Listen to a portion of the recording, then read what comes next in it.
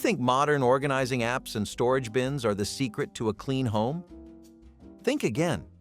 Our grandparents kept spotless houses without plastic containers or label makers. Here are 30 forgotten American habits that kept homes immaculate for generations.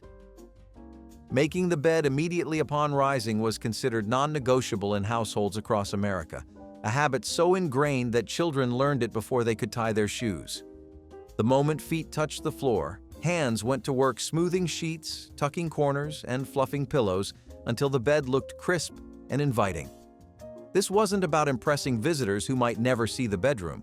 It was about starting the day with a completed task that set the tone for everything that followed. Grandmothers taught that an unmade bed made the entire room feel chaotic, no matter how clean everything else might be. Hospital corners were standard, sheets pulled tight enough to bounce a coin. For families living in small homes where bedrooms doubled as sitting areas, a made bed was essential for dignity.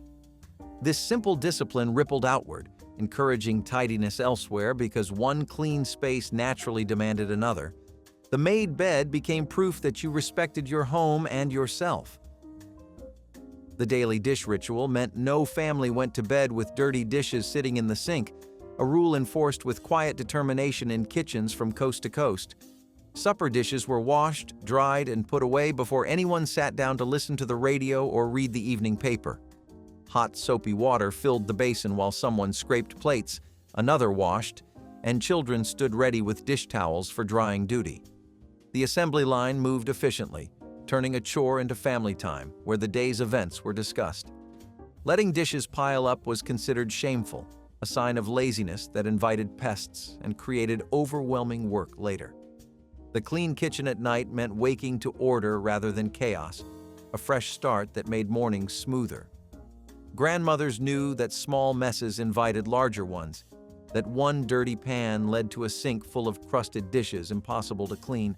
The nightly dish ritual was discipline disguised as habit, teaching children that immediate action prevented future problems. The one-in, one-out rule governed acquisitions in homes where space was limited and waste was shameful, ensuring possessions never exceeded what storage could hold. When a new dress came home, an old one went to the church donation bin. When children received toys, outgrown playthings were passed to younger cousins. This wasn't minimalism as lifestyle trend, but practical survival in homes without walk-in closets. Families understood that every item required space and maintenance. That accumulation led to clutter, which led to chaos. The rule forced thoughtful purchasing because bringing something new meant parting with something familiar. Mothers evaluated potential acquisitions carefully, asking whether the item was worth displacing something already owned. This discipline extended to kitchens and linen closets. The system created natural limits, preventing the suffocating accumulation modern homes struggle against. It taught children that ownership carried responsibility and that having less meant caring for things better.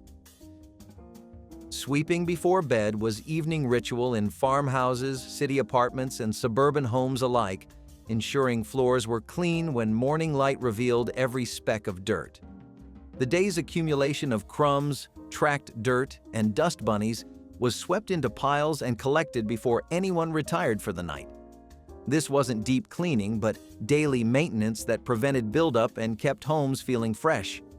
Brooms hung on hooks by back doors, ready for their nightly duty, bristles worn from constant use. Grandmothers swept kitchen floors after supper dishes were done, then moved through dining rooms with practiced efficiency. The swooshing sound of bristles against wood or linoleum became the soundtrack of evening routines. Morning meant waking to clean floors that felt pleasant under bare feet, not gritty surfaces announcing yesterday's neglect. The habit took 10 minutes but transformed the feeling of an entire home. Sweeping also served as informal inspection, revealing spills needing mopping and items rolled under furniture. A place for everything and everything in its place was more than a saying. It was the organizing principle governing every drawer, shelf, and closet in well-run households. Keys hung on hooks by the door. Scissors lived in the sewing basket, and tools stayed in the toolbox rather than scattered across workbenches. This systematic approach meant nothing was ever truly lost, only temporarily misplaced by someone who hadn't returned it properly. Children learned that borrowed items returned to their spots, that using something meant putting it back. The habit eliminated frantic morning searches for shoes, evening hunts for glasses, and the irritation of misplaced necessities. Every family member knew where things belonged because locations never changed, creating household muscle memory. This predictability brought peace. Visitors noticed how easily hosts located anything needed. The principle required initial thought but paid dividends in time saved. Cluttered surfaces simply didn't exist because everything had a designated spot. Weekly deep cleaning days brought entire households together for intensive work that kept homes genuinely clean rather than superficially tidy. Saturday mornings meant furniture was moved, rugs were beaten, windows were washed, and every surface received attention it didn't get during weekdays. This wasn't optional housework squeezed between other activities, but scheduled labor taking priority over recreation. Mothers assigned tasks based on age and ability, with even small children contributing by dusting baseboards or polishing doorknobs. The deep clean reached places daily tidying missed, under beds, behind sofas, inside cabinets. Mattresses were flipped, curtains were shaken, and light fixtures were wiped free of dust. The weekly rhythm prevented overwhelming mess, keeping homes in constant state of manageable cleanliness. By noon, houses gleamed and smelled of lemon oil. The tradition taught children that maintenance was easier than restoration. Saturday deep cleans became family ritual, transforming houses into homes. Immediate stain treatment was kitchen wisdom passed between generations, the understanding that fresh spills cleaned easily, while dried ones became permanent reminders of neglect. The moment something splattered or dripped, someone reached for salt, club soda, vinegar, or whatever remedy the stain required. Red wine got salt immediately, grease got cornstarch, blood got cold water. This wasn't obsessive behavior, but practical knowledge saving clothing, linens, and upholstery from permanent damage. Grandmothers kept cleaning supplies within reach because 5 minutes of delay could mean hours of scrubbing later, or ruined fabric that couldn't be replaced on tight budgets. Children learned to report spills immediately rather than hide them, understanding that quick confession meant resolution while concealment meant disaster. The habit extended to countertops and walls where residue could leave marks. Treating stains immediately required willingness to interrupt other activities, but the investment paid dividends. Airing out the house daily meant opening windows to let fresh air circulate through rooms that had accumulated the staleness of sleep, cooking, and habitation.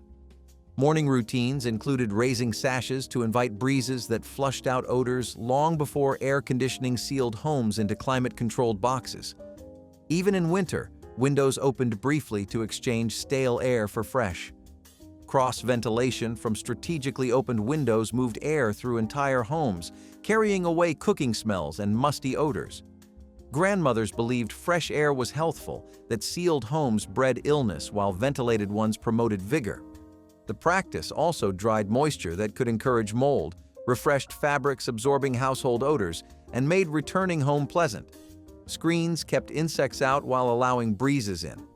The daily airing ritual connected indoor life to outdoor rhythms, bringing nature's cleaning power into domestic spaces. Homes breathed along with their inhabitants, staying fresh through circulation. Putting away clean laundry immediately was discipline preventing the chair pile, that infamous mountain of clean clothes sitting for days becoming wrinkled and forgotten. The moment laundry came off the line or out of the wringer, it was folded, pressed if necessary, and placed in drawers or closets. There was no intermediate step, no waiting until later, no temporary storage on furniture. This efficiency meant closets stayed organized, clothes remained wrinkle-free, and bedrooms never accumulated shameful textile mountains. Grandmothers understood that clean laundry left out collected dust, absorbed cooking odors, and eventually needed washing again despite never being worn. The prompt put away also revealed items needing mending and children who had outgrown clothing. It kept household inventory visible. Children learned that completing tasks meant finishing them entirely, that laundry wasn't done until it was away. The discipline maintained order through consistent action rather than periodic heroic cleanup efforts. The entryway system created a buffer zone between the outside world's dirt and the home's cleanliness, a transition space where outdoor contamination was stopped before spreading. Mats caught mud, boot trays contained wet footwear, hooks held coats and hats, and small tables received keys and mail. This wasn't elaborate mudroom construction, but simple organization acknowledging the mess people tracked indoors. The entry routine was ingrained. Shoes came off, coats were hung, hands were washed before moving deeper into the house. Children learned this sequence before they learned to read, the pattern becoming automatic through daily repetition. Grandmothers kept brooms near entryways to address debris immediately. The system worked because it was consistent, because everyone followed it, because exceptions weren't tolerated. The entryway contained the chaos of coming and going, preventing scattered shoes and abandoned coats cluttering modern homes. This first line of defense made subsequent cleaning easier, stopping dirt at the door. The mending basket sat in every parlor and living room, a constant reminder that clothing deserved repair rather than replacement. Buttons popped off, seams split, hems dropped, and socks developed holes, but nothing was discarded until truly beyond saving.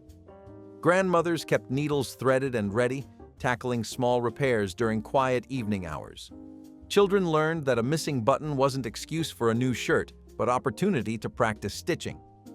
The basket itself became household institution, filled with thread spools, patches, spare buttons saved from worn-out garments, and darning eggs for socks. Mending wasn't drudgery, but responsible stewardship of family resources. A well-mended garment showed pride rather than poverty, evidence that someone cared enough to maintain what they owned. The habit kept wardrobes functional longer and taught patience and skill.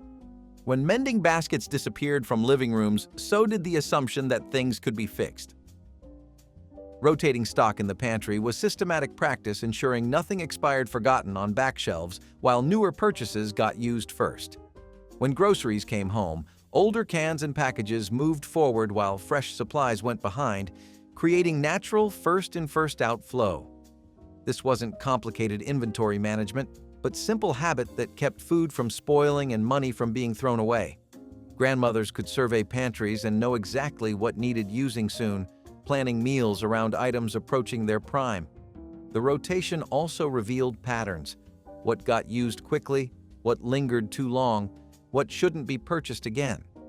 Children learned the system by helping unpack groceries, understanding that organization had purpose beyond neatness. The habit extended to refrigerators where leftovers moved forward and new items went back. Rotating stock meant fewer emergency runs because supplies stayed visible. The practice treated food with respect, acknowledging that every purchase represented earned labor.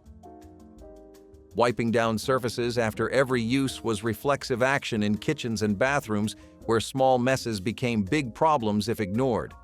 Counter space was cleared and wiped after meal preparation, not left for later cleanup that might never come.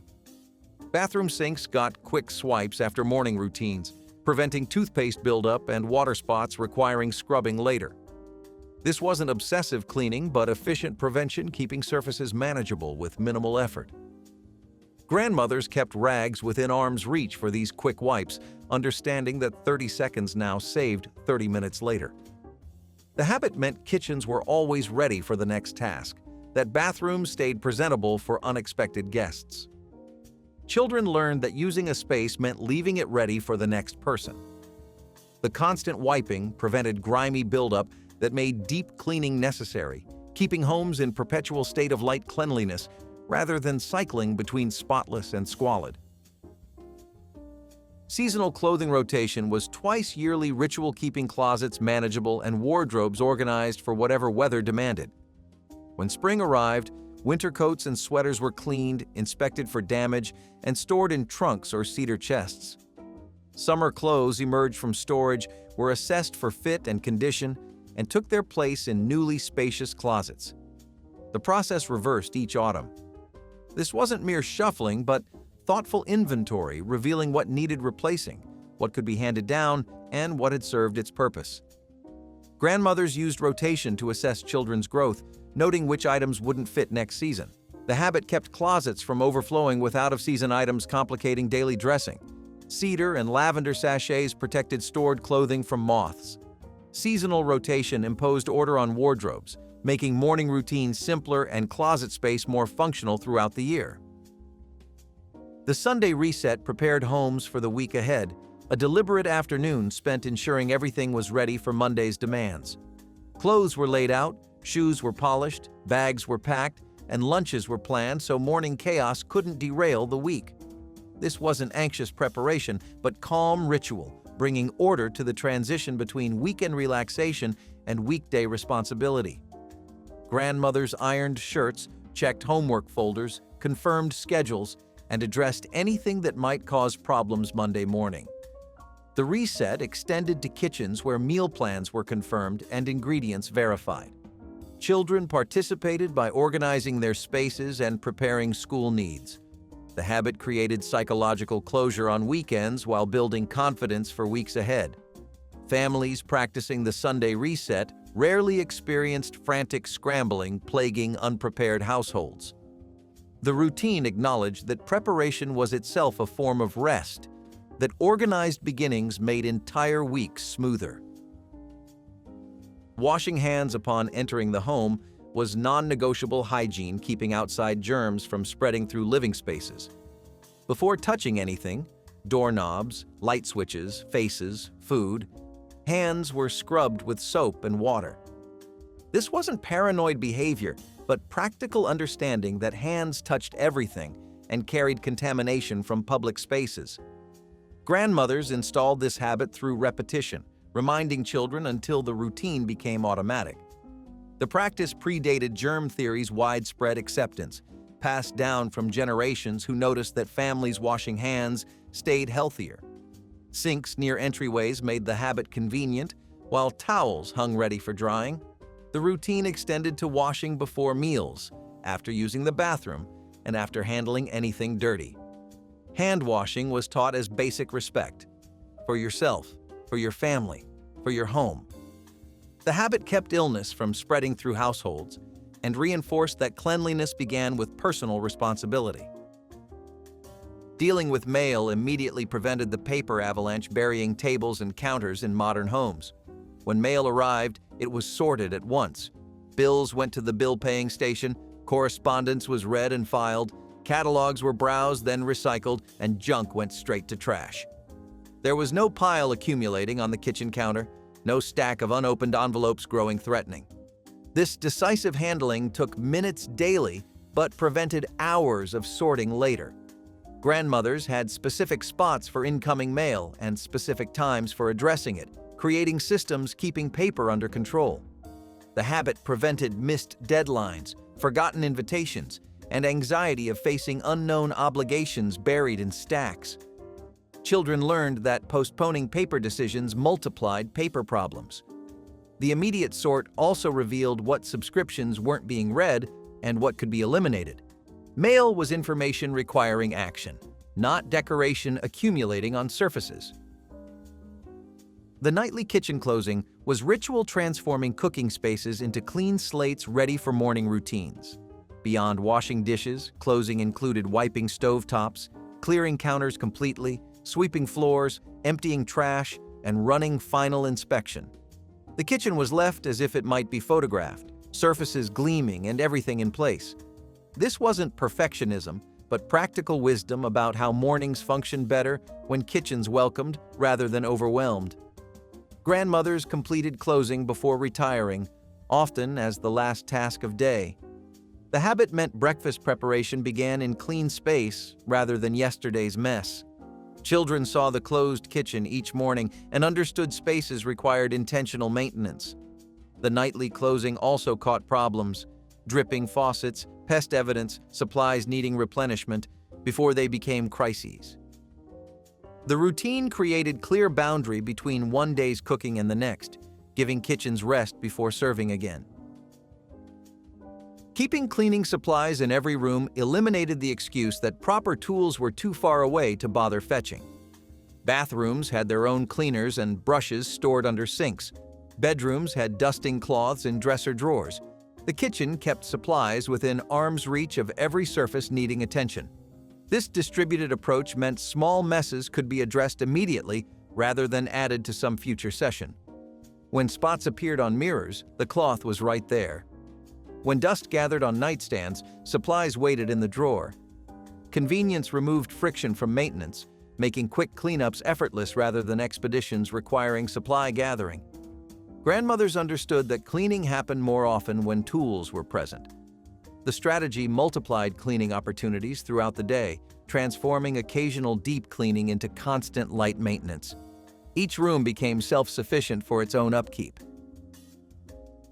The 10-minute tidy before bed was family ritual, returning homes to order each night, ensuring mornings began without confronting yesterday's disorder.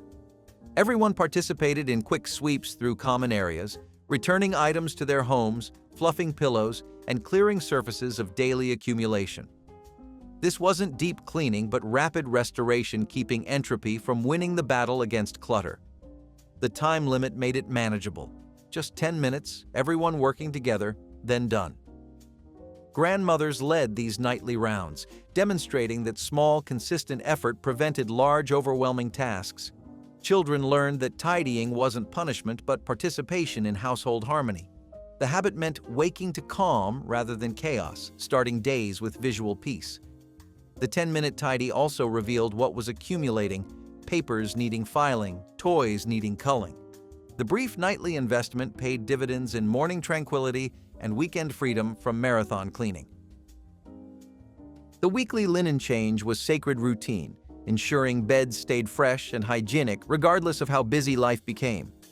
Every Saturday or Sunday, sheets were stripped, mattresses were aired, and fresh linens were tucked with precision. This wasn't excessive laundering, but practical hygiene that prevented dust mites, skin oils, and general mustiness from accumulating. Grandmothers understood that people spent a third of their lives in bed, and that clean sheets contributed to better sleep and better health. The ritual extended to towels, which were replaced midweek in bathrooms where dampness bred bacteria. Children learned to help strip beds and remake them, understanding that clean linens weren't luxury but necessity. The habit created natural rhythm for laundry, preventing overwhelming pileups. Fresh sheets became associated with weekend renewal, a small pleasure marking the transition between weeks. The linen change also revealed wear requiring attention before sheets developed holes. Cleaning as you cook transformed meal preparation from mess-making marathon into manageable process, leaving kitchens nearly clean when dinner hit the table. While onions sautéed, cutting boards were washed. While casseroles baked, counters were wiped. Bowls and utensils were cleaned as they finished their purpose rather than abandoned in growing sink piles. This wasn't frantic multitasking but calm efficiency that used natural cooking pauses productively. Grandmothers moved through kitchens with economy of motion, never leaving messes to multiply behind them. The habit meant post-dinner cleanup was minimal, just serving dishes and plates rather than hours of accumulated chaos. Children watching learned that cooking and cleaning were intertwined, not separate activities. The practice also kept workspace clear for each new task, preventing the counter clutter that complicated cooking. Cleaning as you cook acknowledged that small efforts throughout prevented overwhelming effort afterward. The donation box sat in closets or mudrooms, a constant collection point for items that had outlived their usefulness in the household. When clothes no longer fit, toys lost their appeal, or kitchen gadgets gathered dust, they went into the box rather than back into storage. This wasn't sporadic decluttering, but ongoing curation that prevented accumulation before it became overwhelming. Grandmothers understood that possessions flowed through homes rather than settling permanently, that making space for new required releasing old. When the box filled, it went to church, charity, or neighbors in need. The habit taught children that generosity was practical as well as virtuous, that their outgrown items could serve others. The donation box also revealed buying patterns, showing what purchases had been mistakes. Regular releasing kept closets breathable and cabinets functional. The practice acknowledged that homes were living spaces requiring constant adjustment. Emptying trash daily prevented the overflow, odor, and pest attraction that plagued homes where garbage accumulated. Kitchen trash went out every evening regardless of whether the bag was full, ensuring food waste never lingered overnight. Bathroom trash was emptied frequently enough that bins never overflowed with tissues and cotton balls. This wasn't wasteful bag usage, but practical hygiene that kept homes smelling fresh and vermin-free. Grandmothers understood that garbage attracted problems, fruit flies, mice, roaches, and that prevention was easier than extermination. The habit also prevented the unpleasant task of dealing with overflowing, dripping trash bags. Children learned that taking out garbage was daily responsibility, not occasional chore prompted by crisis. The routine created natural checkpoints for noticing what was being thrown away and whether waste could be reduced. Daily trash removal was invisible habit making visible difference in household cleanliness. The monthly purge was scheduled confrontation with accumulation, a dedicated time for evaluating what had crept into the home and whether it deserved to stay. One Saturday each month, drawers were opened, closets were examined, and the question was asked, "Have we used this recently?" This wasn't dramatic decluttering, but routine maintenance, preventing the gradual accumulation that eventually overwhelmed spaces. Grandmothers moved systematically through rooms, identifying items that had become invisible clutter, magazines never read, containers without lids, broken things awaiting repairs that would never come. Children participated by evaluating their own possessions, learning that regular editing prevented painful purges later. The monthly schedule made the task manageable rather than monumental. The purge also revealed organizational failures, showing where systems needed adjustment. This practice acknowledged that homes required active management, that neglect led inevitably to chaos. Finishing one task before starting another was discipline, preventing the half-completed projects that made homes feel perpetually chaotic. When dishes were being washed, they were finished before mail was sorted. When beds were being made, they were completed before breakfast was prepared. This sequential approach meant nothing was left dangling, no tasks abandoned mid-process to create visual and mental clutter. Grandmothers moved through chores with focused purpose, bringing each to completion before transitioning. The habit prevented the scattered feeling of multiple unfinished tasks competing for attention. Children learned that starting something meant committing to its completion. The discipline extended beyond housework to projects and repairs. Nothing begun without intention to finish. This practice created satisfaction of completion rather than anxiety of accumulation. Homes felt calmer when tasks were done rather than merely started. The command center was household headquarters where calendars, lists, keys, and essential papers converged in one organized location. Usually positioned in kitchens or entryways, this station kept family life coordinated and prevented chaos of scattered information. Calendars showed everyone's schedules. Bulletin boards held permission slips and invitations. Hooks held keys that might otherwise disappear. Grandmothers maintained these stations religiously, updating them daily and checking each morning. The command center prevented missed appointments, lost paperwork, and frantic searches that derailed mornings. Children learned to consult and contribute to the center, understanding that organization was shared responsibility. The station also served as communication hub where notes could be left. This practice acknowledged that households were complex operations requiring central coordination, that information needed a home just like physical objects. Making do and using up was philosophy governing consumption, the understanding that existing resources should be exhausted before new ones were acquired. Soap slivers were pressed together rather than discarded. Vegetables were used before buying more. Clothing was worn until genuinely worn out. This wasn't deprivation, but respect for resources and the labor they represented. Grandmothers stretched everything further than seemed possible, finding second uses for items others would discard. The habit prevented waste while reducing spending and accumulation. Children learned that wanting something new wasn't justification for abandoning something functional. Making do extended to creative solutions, repurposing containers, mending rather than replacing. This practice acknowledged that abundance created its own problems, that constraints often inspired better solutions than unlimited options. The evening bag check ensured that purses, backpacks, and briefcases were ready for tomorrow before today ended. Contents were verified, items were restocked, and anything needing attention was addressed while time remained. This wasn't paranoid preparation, but practical prevention of morning crises. Grandmothers checked their own bags and supervised children checking theirs, building habits that would serve them throughout life. The practice caught missing homework, empty wallets, and depleted supplies before they caused problems. Keys were confirmed present, phones were charging, and necessities were assembled. The evening check also prompted cleaning out accumulated debris, receipts, wrappers, forgotten items. Children learned that organization extended beyond rooms to the portable spaces they carried. This habit transformed mornings from frantic searches into calm departures. The evening bag check acknowledged that small preparations prevented large disasters.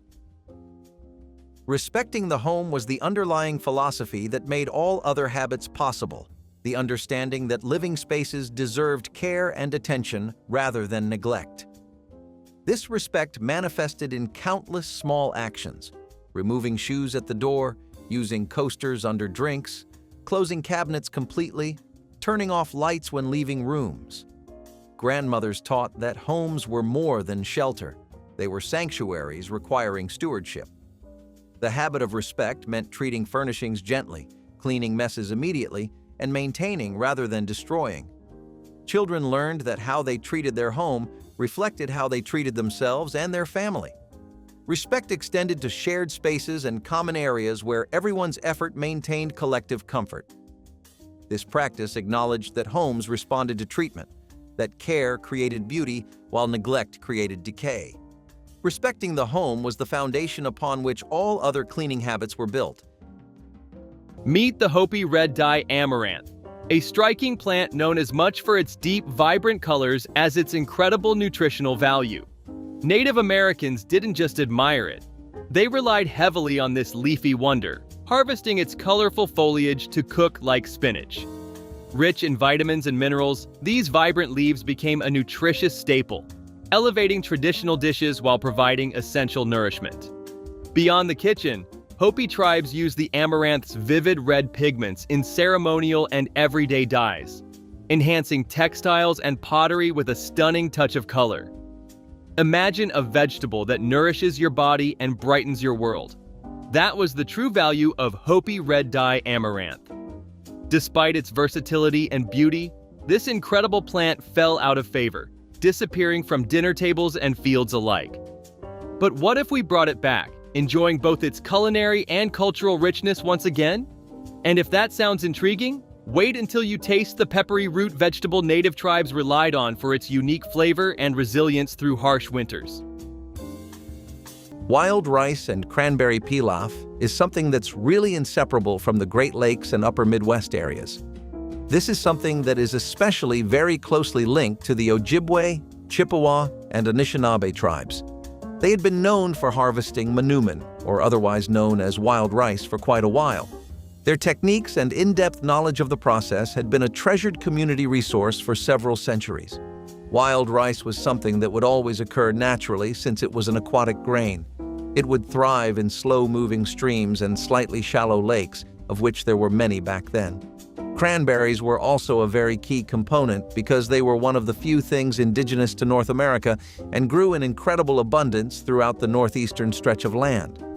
The nutritional benefits of mixing both together meant that they had a rice-based dish with a lot of protein, fiber, and an incredible amount of vitamin C and essential minerals. This is really the kind of thing you'd eat to give your body a shot of everything it needs. The trick of smoking corn husks for deep, sweet flavor might sound simple today, but it was revolutionary in the world of ancient cooking. Corn was life to many native communities, not just a crop, but a living gift. Every part of it was precious, especially the husks. By soaking them lightly and laying them over hot coals or wrapping food inside them, cooks could infuse whatever they were making with a smoky, sweet richness that no wood or spice could ever truly replace. Smoking corn husks became a way to turn plain dishes into something sacred, layering that faint sweetness into meats, vegetables, even simple bread. It was an invisible ingredient, a secret handshake between the land and the plate. Today, a few high-end restaurants still use this trick, usually without telling you, because the result feels so natural, so impossibly rich, that diners are left wondering what kind of sorcery they have just eaten. But corn was not the only plant they turned to for hidden flavor and power. If you knew where to look, even the tallest pine trees offered a secret recipe for survival. That brings us to Mashua, a peppery-tasting root crop native tribes trusted to survive the coldest mountain winters. Also known as Tropiolum tuberosum, this hardy vegetable thrived in harsh climates, storing effortlessly throughout the freezing months. Its bright roots offered a distinct, spicy flavor unlike anything else grown nearby, adding warmth and zest to winter dishes. Native Americans roasted or boiled Mashua, incorporating its peppery kick into soups and stews, bringing comfort and nutrition to the toughest seasons. Even today, mountain communities in South America continue growing Mashua, recognizing its incredible durability and nutritional profile. So why has such a robust, tasty, and easy-to-grow vegetable become forgotten? Reintroducing Mashua could enhance modern meals with a flavorful punch, particularly in climates where typical crops struggle to flourish. And speaking of flavor, there's another wild vegetable, growing abundantly in North American forests. With a taste so intensely savory and onion-like, people hunt for it passionately each spring. Curious yet? Acorn bread was a really nutty bread that was made from loads of ground acorns. Now, I don't know about you, but acorns sound like the next best thing to me when walnuts aren't around. Native American tribes are definitely different because boy did they love their acorns, especially in California and the eastern woodlands. Now, let's give some credit to the crop itself. It's pretty damn adaptable. It grows in most kinds of soil, it's really easy to care for, and is overall low maintenance, so you don't have to worry about messing it up much. Plus, grinding it into flour is a pretty cathartic process for some. I mean, if you've ever crushed together spices, then you probably know what I'm talking about, you know? Acorns were so available that almost every tribe had access to them, and that was largely because Native Americans truly cared for their oak trees, with most tribes adhering to the sentiment. Clay pot slow cooking was not just a recipe. It was a way of pulling flavor out of the earth itself. Native American communities would form thick-walled pots from river clay, baking them slowly in open fires until they were strong enough to hold the richest stews and slow-roasted meats you can imagine. The secret was patience. Cooking meat in these pots over smoldering coals allowed the juices to stay trapped inside, cycling through the dish again and again, infusing every bite with pure, concentrated flavor. No fancy Dutch oven, no stainless steel miracle cookware. Just ancient craftsmanship and a bond with nature so strong you could taste it.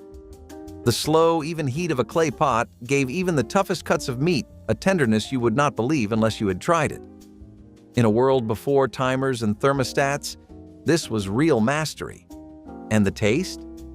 It was as close to magic as food can get. But clay was not the only tool they used to summon incredible flavors.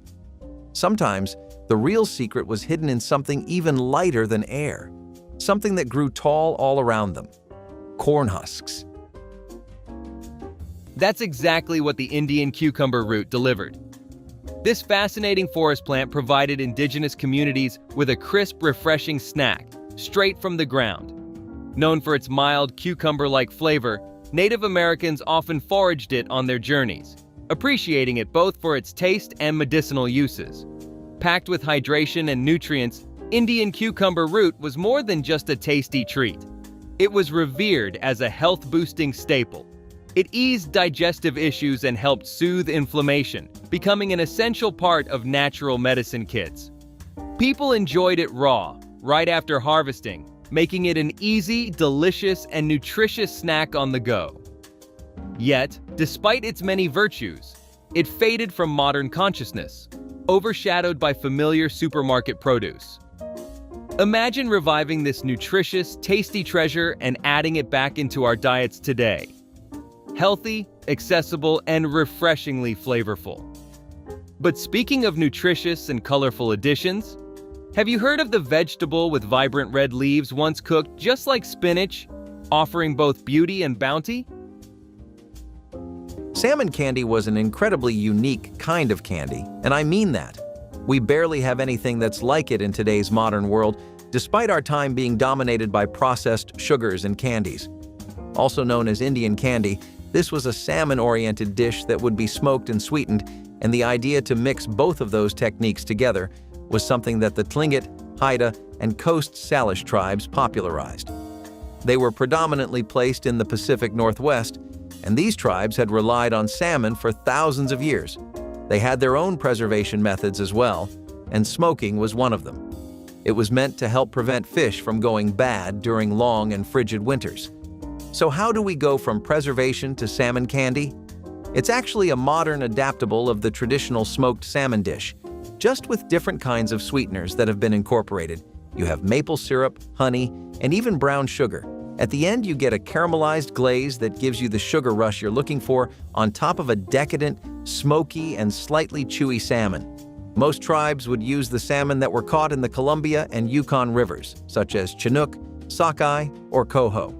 Others would prioritize the kind of smoking wood used, as some believed that there were differences between alder, cedar, and fruit woods in terms of the smoky flavor they would produce. Ash baking was one of the most brilliant and humbling ways Native American cooks created bread without any tools, fancy ovens, or even a proper surface. When you needed to eat, you did not wait for the perfect setup. You dug into the earth itself.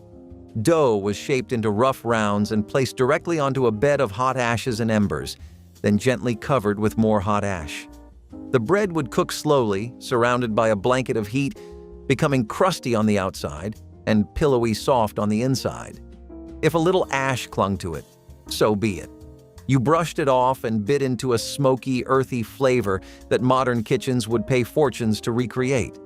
It was cooking stripped down to its raw, purest form, food born right from fire and earth. Today, ash-baked bread might seem primitive, but taste one bite of it, and you will understand exactly why this method lasted for centuries. And if you thought bread from ash was wild, wait until you hear how native chefs used cactus to transform even the toughest, most stubborn pieces of meat into buttery, tender feasts. One of the most surprising forgotten vegetables Native Americans grew that needs to come back is the groundnut. Known as Apios americana, this curious potato-like tuber once covered fields and forests across the Northeast. In fact, before corn took center stage, groundnut was actually the staple of many native diets. Families would roast, boil, or mash these small, protein-rich tubers, creating hearty meals packed with energy. Even European colonists quickly caught on, calling it a true lifesaver in times of scarcity. Its vines spread easily, producing plentiful harvests year after year. Groundnuts even enrich the soil, boosting other plants around them. So why has this nutritional powerhouse vanished from our tables? Rediscovering this incredible vegetable could transform modern meals, just like it sustained entire communities centuries ago. But groundnut isn't the only lost gem. What about a native root so deliciously sweet and nutty, it was a winter staple, even sweeter after the frost? Get ready to meet your new favorite tuber. Blue corn mush was something that was a staple dish among the Navajo and other various tribes throughout the southwestern lands. The Hopi and Pueblo people were most commonly known for having this. It was actually made from blue cornmeal, mixed with water, then blended with juniper or cedar ash and cooked into a porridge. Blue cornmeal is something that has incredible prestige in Native American culture because it's made from the equally as important crop, blue corn. It's a unique kind of corn because it has a much more concentrated sweetness and nuttiness to it than others too. There's the occasional salt and sweetener as well, but that's really just it. Blue corn mush was considered an essential dish for survival in humid and arid climates. It gave sustenance because it was really easy to prepare, carry, and consume quickly. It also was considered a nutritional powerhouse due to its incredible amount of fiber, protein, and antioxidants. Blue corn mush was something that was considered a ceremonial food, and it was also something a lot of tribes relied on for it being baby food. It had a really mild flavor and it had an incredible amount of digestibility benefits. Plus, the fiber that it had meant that most people would stay full for a lot longer. Pine needle broth was one of the forgotten miracle foods of early America, a natural tonic hiding in plain sight. At a time when vitamin deficiencies could mean life or death, Native American healers knew that boiling fresh green pine needles would release a flood of nutrients, especially vitamin C. It was not just medicine, it was survival in a cup. The flavor was bright, almost citrusy, with a faint earthy bitterness that made you feel stronger just breathing it in. Families would drink pine needle broth during harsh winters through long hunting trips and whenever sickness crept too close. In many ways, it was the original energy drink, long before anyone ever dreamed of cans and chemicals. Modern science eventually caught up and confirmed what traditional cooks already knew. The forest was its own pharmacy, if you knew where to look. And the best part? It took almost nothing to make. Just water, heat, and a handful of needles plucked with respect from a living tree. But sometimes, even when no pot or pan was available, native chefs found a way to cook hearty, life-saving meals using nothing but stones, fire, and ancient ingenuity. Meet the sunchoke, also called Jerusalem artichoke, a forgotten vegetable Native Americans relied on throughout the coldest months. Despite the misleading name, this plant isn't from Jerusalem, and it's not an artichoke either. It's a North American native with sunflower-like blooms and edible roots that grow abundantly underground. Native tribes treasured these roots for their nutty, sweet flavor, often roasted over open fires or sliced thin and crisped. Stored throughout winter, sunchokes provided a steady source of vitamins, minerals, and fiber, even when other vegetables disappeared. Colonists quickly adopted them, impressed by their ability to thrive without much care. But today, sunchokes are almost entirely forgotten, overshadowed by common potatoes. Reintroducing this delightful vegetable could bring back both nutrition and flavor, not to mention variety, into our everyday meals. Now, while the sunchoke warmed winter bellies, another plant offered a refreshing bite straight from the forest floor. Imagine something crisp, fresh, and cucumber-flavored that Native Americans valued highly as both food and medicine. Tonka bars are a pretty modern interpretation of the original idea for pemmican. They were a traditionally high protein that was made by many tribes that were common throughout the Great Plains. Some of the most notable ones were the Lakota and Blackfoot tribes, for whom pemmican was specifically a survival food they relied on a lot. The dried bison meat, the rendered fat, and the berries would give hunters nourishment that would last several hours or days, and it was incredibly necessary to keep yourself active out in the wilds and woods. The term tonka actually came from a Lakota phrase, tatonka. This means great or big, and it is an homage to the relationship of the Lakota peoples and the bison. Tonka bars, which utilized bison meat, were hence very precious items for people who were proud of their indigenous heritage. They were developed by Native American Natural Foods, which is a company that is actively trying to revive indigenous cuisines, culinary practices, and sustainable ways of eating. Rock boiling is one of those lost arts that feels almost too wild to be real, but it absolutely was, and it still works today if you know how to do it. Picture this. You have no metal pot, no pan, nothing but a fire, a handful of food, and a riverbank full of stones.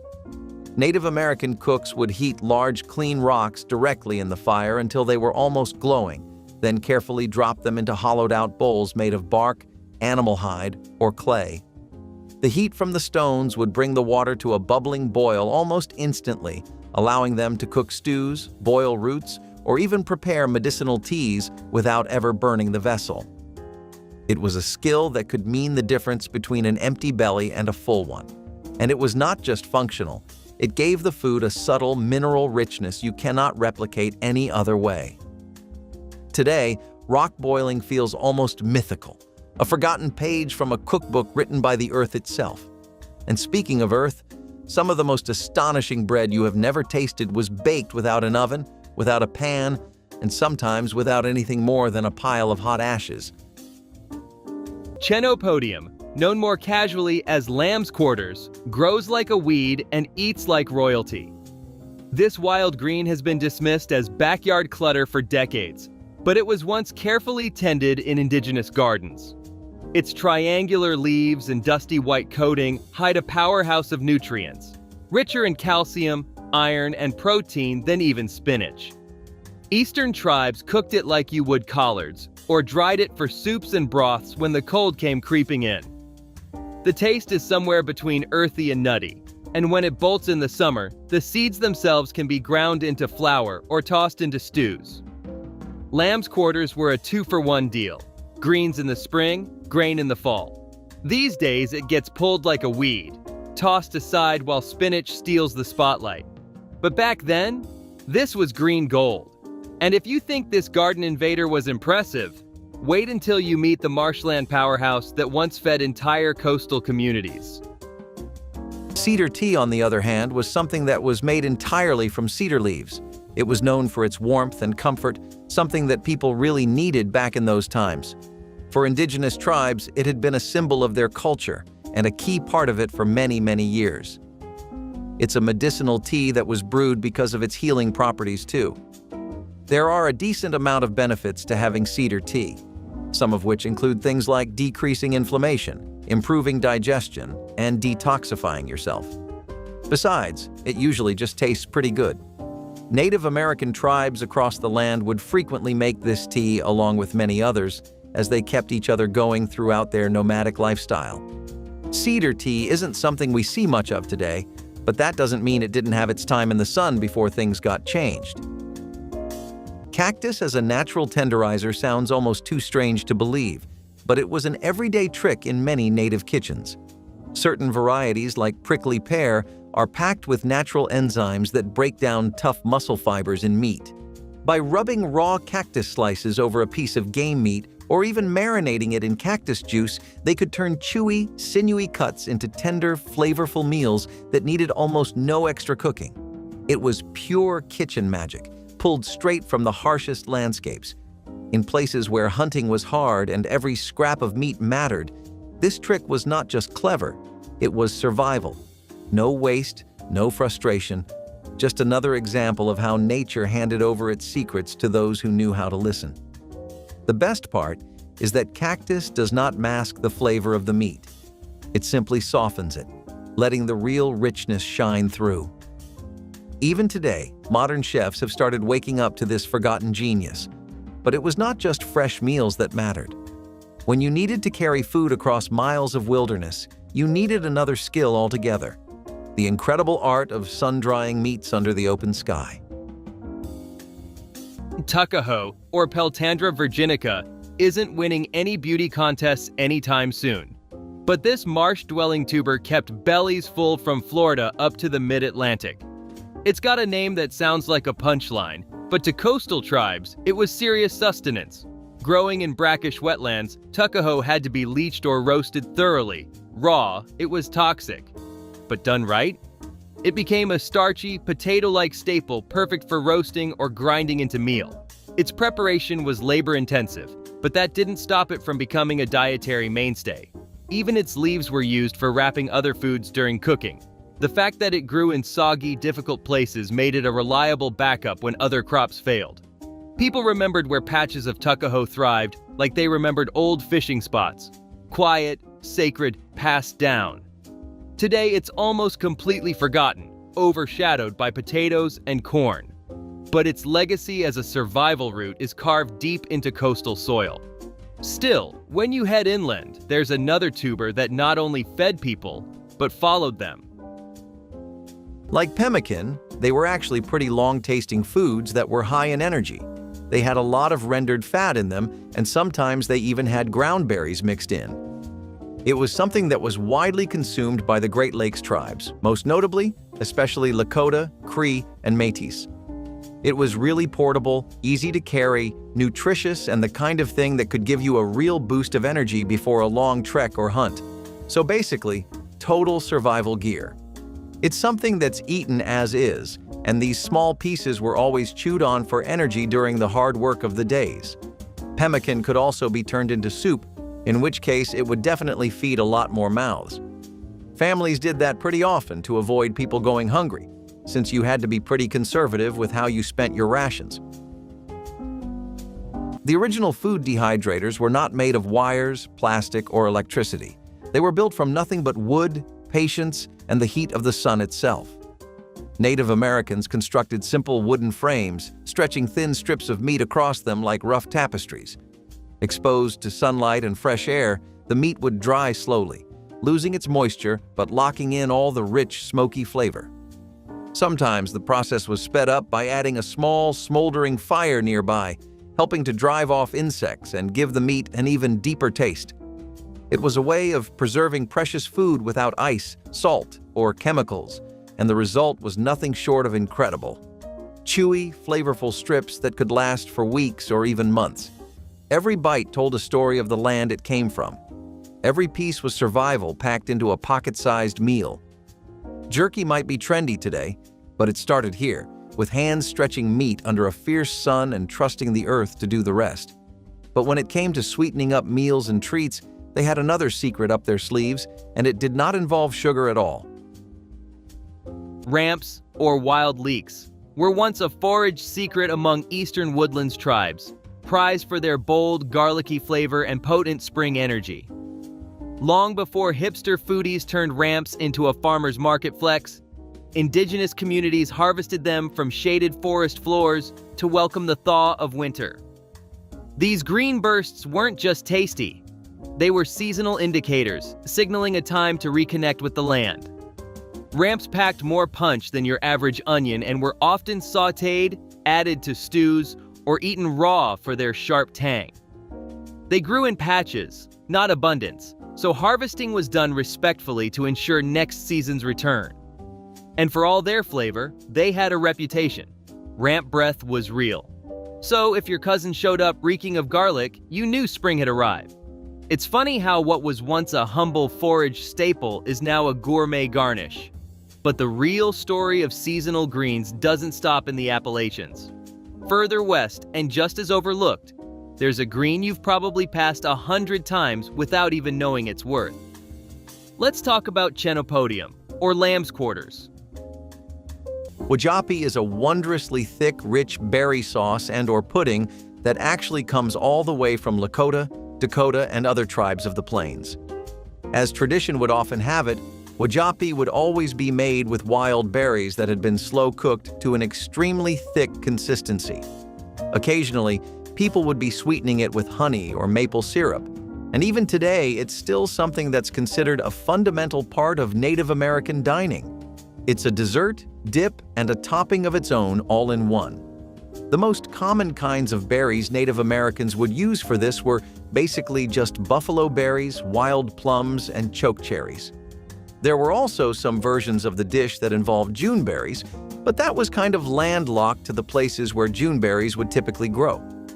Now, it was always something that would be eaten with fry bread or with meat and pemmican. It was kind of like having ice cream after a nice big steak, really. Wajapi was something that was considered a big part of seasonal and ceremonial food, and it was something that was used during lots of gatherings and celebrations. It was something that was considered winter survival food, especially when food would be pretty rare to see. Now, the things you would have it with, on the other hand. The prairie turnip, Soralea esculenta, was the ultimate road snack before there were roads. Found in the Great Plains and treasured by many nomadic tribes, especially the Lakota, it was harvested in summer, sliced thin, and dried to store through the winter. Packed with carbs, fiber, and a light sweetness, it was a natural energy bar centuries before trail mix hit store shelves. You'd find prairie turnips growing wild in open grasslands, their flowering tops hinting at the swollen root below. It took skill to dig them up without snapping the root, but that effort paid off. Once dried, they lasted for years and could be thrown into stews or simply chewed like a dried fig. They weren't just food, they were portability, reliability, survival. Some even call them the original indigenous jerky, with way less salt. And while the prairie turnip played its role in the open fields, down in the chaparral-covered hills of California, there was a different kind of giant hiding underground. Wilder, tougher, and a little more dramatic. Bison bone broth was something that wasn't just consumed by most Native American tribes, but also something they deeply cherished. See, Native Americans would go around herding their bison and traveling with them, just like family. They would provide sustenance to the community, but the animal was always incredibly well respected and taken care of. It was probably one of the most humane examples of respecting your food. Now, bison bone broth alone wasn't just something that got the people's spirits high because of some mutually shared sentiments. The bone broth itself was extremely delicious, and the bison was tenderized to the point the meat would fall off of the bone. It was honestly quite a sight, you know? It was definitely considered a superfood, and I think it really lived up to that title.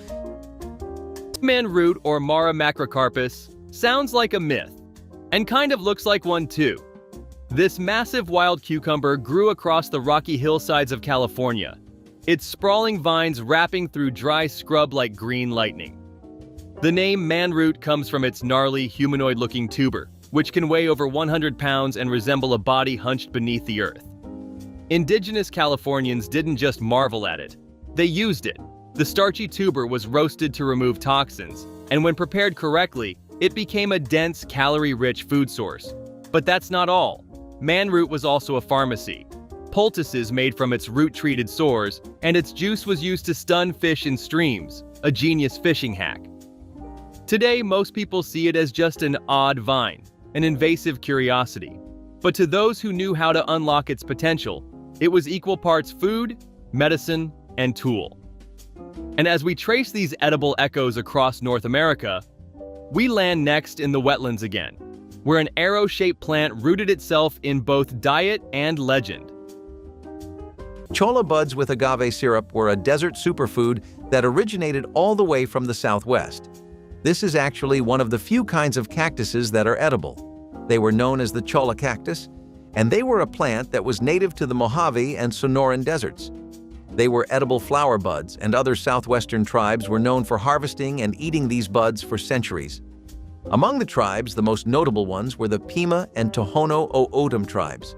The Cholla buds were traditionally gathered by both during the start of spring, but they had to be carefully picked with sticks or tongs so that the spines of the cactus could be avoided. Next, they had to be roasted and dried, and they had a few flavors to offer, but it was mostly nutty notes and tangy tastes. That did make them versatile, though, especially when they were combined with agave syrup. It was something that was made from the agave plant and was used as a sweetener since way before Europeans ever stepped foot on American soil. This combination of agave syrup and the buds of the Cholla cactus created a very earthy dish that had almost everything you needed. It wasn't overly sweet, and the syrup had a pretty low glycemic index, actually. The buds were very high in calcium. They were great for bone health, and one serving of them had more calcium than milk did. So, there's a reason they grew up so strong. Which forgotten habit would you bring back to your home? Drop it in the comments, hit like, and subscribe for more timeless wisdom from generations past.